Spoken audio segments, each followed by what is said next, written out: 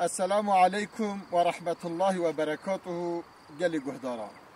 ديسا بقساكي بمسالكي ام همبري وانا مبركي گناهکار گناهکی زعم مزن کریه ده مجلس پیغمبر علیه الصلاة والسلام ده بجا یا رسول الله من گناهکی مزن کریه از دخوازم توبه بکم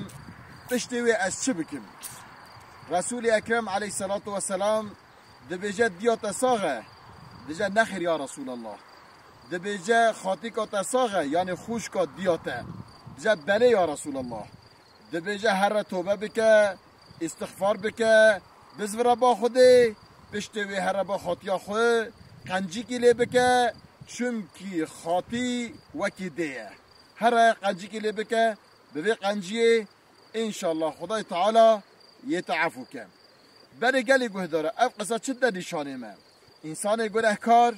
دما توبه کرد گره هر پشتوی چی بکه قنجی کی بکه چونکی پیغمبر خدا علیه الصلاة والسلام دیسا ده حدیثه کی دا ده بیجه و تشتکی نباش کرد و گناه کرد